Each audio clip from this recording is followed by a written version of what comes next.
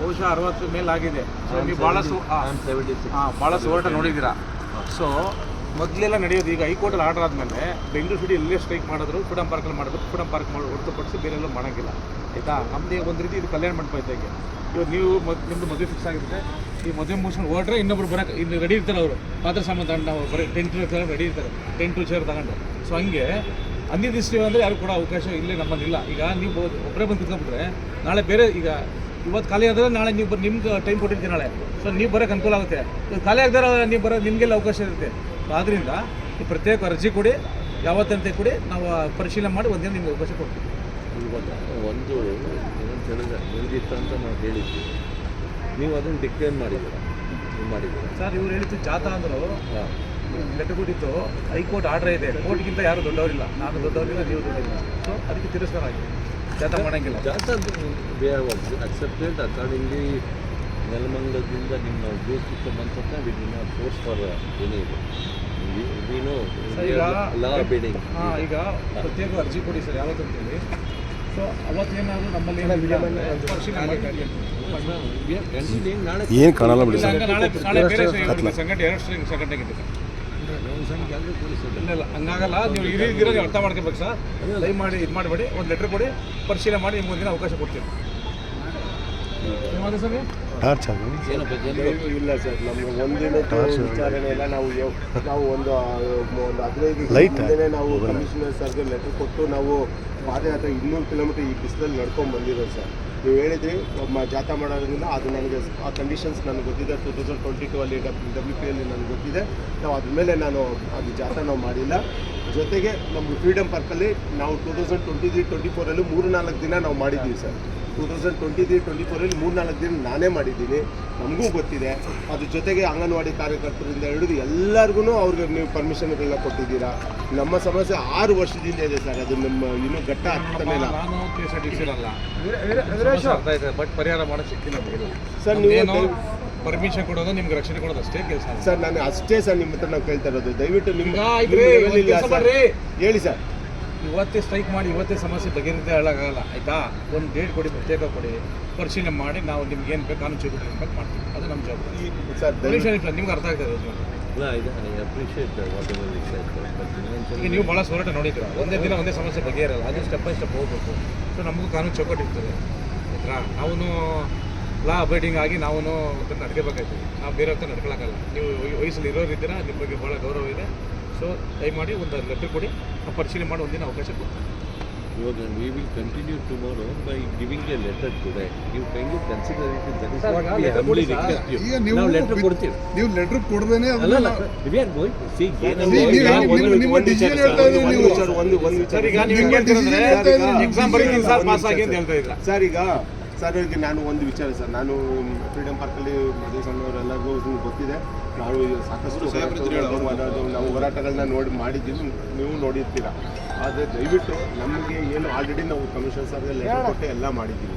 ಆ ಲೆಟರ್ ಮೇಲೆ ಇನ್ನೂ ಒಂದು ಬೇಕಾದ್ರೆ ನಾವು ಕೊಡ್ತೀವಿ.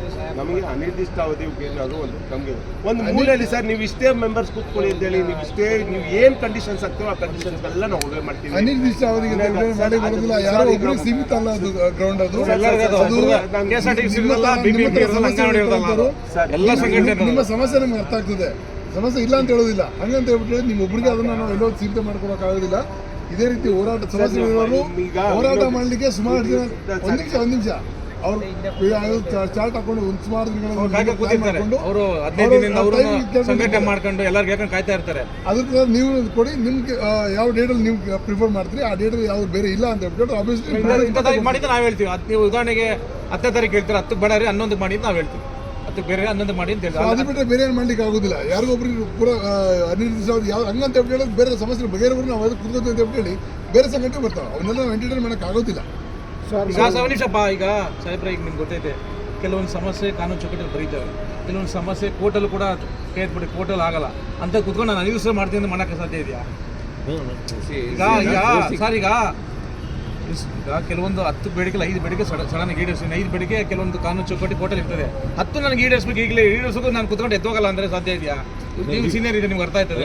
ನಮ್ದು ಒಂದೇ ಡಿಮಾಂಡ್ ಒಂದು ಇವಾಗ demand ಅಲ್ಲಿ fulfill ಆಗಿಲ್ಲ ಸರ್. ನಾಳೆ ಆಗ್ಬೇಕು ಅಂತ ನೀವು ಸಮಸ್ಯೆ ಇಲ್ಲ ಅಂತ ಹೇಳ್ತಿಲ್ಲ, ಡೆಫಿನೆಟ್ ಆಗಿ ಸಮಸ್ಯೆ ಇದೆ, ನಮಗೂ ಅರ್ಥ ಆಗ್ತದೆ. ಸೊ ನಾವು ಸಮಸ್ಯೆ ಬಗೆಹರಿಸೋಣ. We are providing a platform ಅಷ್ಟೇ. ಏನಂದ್ರೆ ಪ್ರಾಬ್ಲಮ್ಸ್ ಅಂಡ್ ಬಿಸಿದ್ದು ನಾವು 8ನೇ ತಾರೀಕು 7ನೇ ತಾರೀಕು ಕಮಿಷನ್ ಸಾಹೇಬರಿಗೆ ಲೆಟರ್ ಕೊಟ್ಟಿದ್ದೀವಿ. ನಾವು 8ನೇ ತಾರೀಕಿಂದ ಜಾಥಾ ಸ್ಟಾರ್ಟ್ ಮಾಡಿದ್ದೀವಿ. ಒಂದು ನಿಮಿಷಪ್ಪ, ಈಗ ನಿಮಗೆ ಗೊತ್ತಿಲ್ವಾ ಬೆಂಗಳೂರು ಜಾಥಾ ಬರಲ್ಲ ಅಂತ? ಜಾಥಾ ಮಾಡಲ್ಲ. ಬೇಡ ಸರ್, ನನಗೆ ಅಲ್ಲಿವರೆಗೂ ಒಂದು ನಿಮಿಷಪ್ಪ, ಈಗ ನಿನ್ನ ಕಾನೂನು ಅರಿವಿರೋನು ಜಾಥಾ ಮಾಡೋರು ಅಂತ ಗೊತ್ತಿಲ್ಲ, ಜಾಥಾ ಶುರು ಮಾಡ್ತಾನೆ. ನಾವು ಬೆಂಗಳೂರಲ್ಲಿ ಮಾಡಿಲ್ಲ, ನಾವು ಮಾಡ್ಕೊಂಡ್ ಬಂದಿದ್ದು ದುರ್ಗದಿಂದ. ಅಲ್ಲಿ ಪ್ರತಿಯೊಂದು ಯಾಕೆ ಬಂದ್ರಿ ಜಾಥಾ ಮಾಡ್ಕೊಂಡು? ಯಾರು ಇಲ್ಲಿ ಅರ್ಶಿನ ಕುಂಟೆಯಿಂದ ಕಾನೂನು ಗೊತ್ತಿರೋ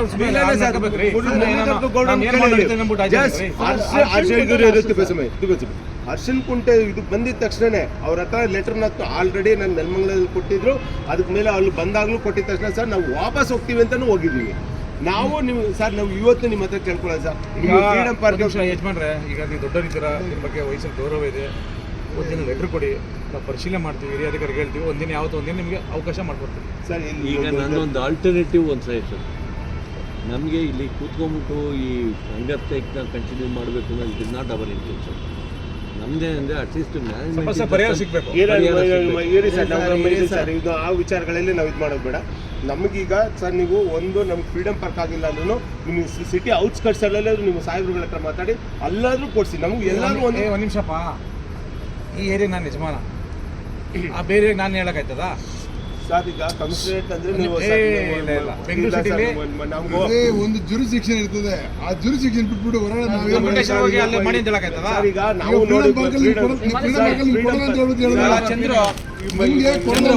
ಚಂದ್ರು ಒಂದು ನಿಮಿಷ ಫ್ರೀಡಮ್ ಪಾರ್ಕ್ ಇರೋದೇ ಸ್ಟ್ರೈಕ್ ಮಾಡುತ್ತೆ. ನೀನು ಆಲ್ರೆಡಿ ಅನಿದಿಷ್ಟು ಕೋರ್ಟ್ಗೆ ಹೋಗಿದೆ, ಗೊತ್ತಲ್ಲ ನನಗೆ. ಹೋಗಿದ್ದೀವಿ. ಒಂದು ನಿಮಿಷ ಕೋರ್ಟ್ಗೆ ಹೋಗಿದೆ ಅಲ್ವಾ? ಕೋರ್ಟಲ್ಲಿ ತಗೊಬಂದು ಮಾಡು. ಅಲ್ಲಿವರೆಗೂ ನಾವು ಈಗ ಬಂದ್ಬಿಟ್ಟಿದ್ದೀವಿ. ನಾವು ಬಂದಿರೋದ್ರಿಂದ ನಾವು ಅಲ್ಲಿ ನಮಗೂ ಅಲ್ಲೂ ಉಳ್ಕೊಳಕ್ ಕೊಟ್ಟಿಲ್ಲ, ಎಲ್ಲೂ ಉಳ್ಕೊಳಕ್ ಕೊಟ್ಟಿಲ್ಲ. ದಾರಿಯಲ್ಲೂ ನಾವು ಹಂಗೂ ಕೇಳಿದ್ವಿ ನೆಲಮಂಗಲದಲ್ಲಿ ಸರ್ ನೀವು ಎಲ್ಲಾದ್ರೂ ಕೊಡಿ, ನಾನು ಕೋರ್ಟ್ ಪರ್ಮಿಷನ್ ಸಿಗೋವರೆಗೂ ನಾವು ಇಲ್ಲೇ ಎಲ್ಲಾದ್ರೂ ಸುದ್ದಿ ಬೇಡ, ನಾವು ಇಲ್ಲಿ ಸುದ್ದಿ ನಾವು ಅಲ್ಲಿ ಈಗ ಚಂದ್ರು ಒಂದು ನಿಮಿಷ ಚಂದ್ರು ಒಂದು ನಿಮಿಷ ದಯವಿಟ್ಟು ನೀವು ಒಂದು ನಿಮಿಷ ನಾನು ಹೇಳೋದು ಏನಾದ್ರೂ ಕಾನೂನು ಕ್ರಮ ಒಂದು ನಿಮಿಷ ಅಷ್ಟೇ. ನಾವಂತೂ ನಾವು ಈ ಸಲ ನಾವು ನಮ್ಮ ವಿಧಿ ಇಲ್ಲ. ನೀವು 6 ವರ್ಷದಿಂದ ನಾವು ನಿಮ್ಮ ಹತ್ರ ಬಂದು ಹೋಗರ್ದು ತಗೊಂಡ್ ಬನ್ನಿ. ನೀನು ಒಂದು ನಿಮಿಷ ಆಯ್ತು ಚಂದ್ರು, ಒಂದು ನಿಮಿಷ ನೀನು ಅನಿದಿಷ್ಟು ಕೋರ್ಟ್ಗೆ ಹೋಗಿದೆ, ಗೊತ್ತಲ್ಲ?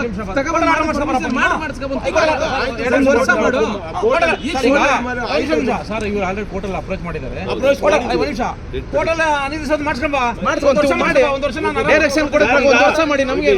ಸರ್ ನೀವು ನೋಡಿ ಸರ್,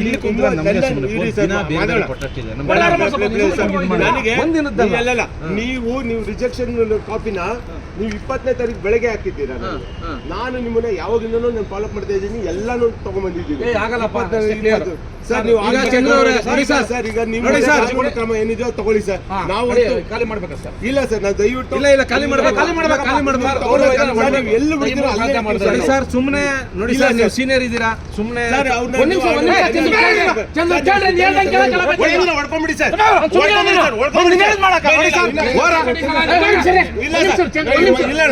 ದಯವಿಟ್ಟು ಇಲ್ಲಿ ಹೋರಾಟ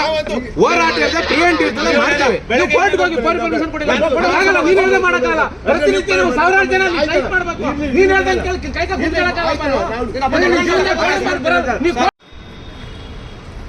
ಬೇಗ ಓಡಾಡ್ತಿದ್ದೇವೆ.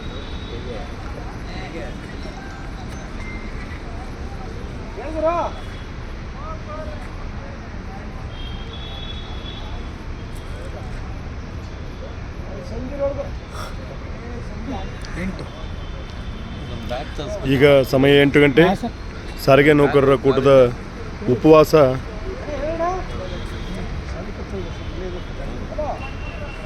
ಪೊಲೀಸರು ಬಂಧಿಸಿಟ್ಟಿರ್ತಕ್ಕಂಥ ಈ ಒಂದು ಪೊಲೀಸ್ ಮೈದಾನದಲ್ಲೇ ಉಪವಾಸ ಮುಂದುವರೆದಿದೆ. ಹೋರಾಟ ನಿರಂತರ, ಗೆಲ್ಲುವವರೆಗೆ ಹೋರಾಟ ಅಂತೇಳಿ ನಮ್ಮ ನಾಯಕರು ಉಪವಾಸ ಸತ್ಯಾಗ್ರಹವನ್ನು ಈ ಮೈದಾನದಲ್ಲಿ ಮುಂದುವರಿಸಿದ್ದಾರೆ. ಲೈಟ್ ಆಗಿ ಕೇಳ್ರಿ.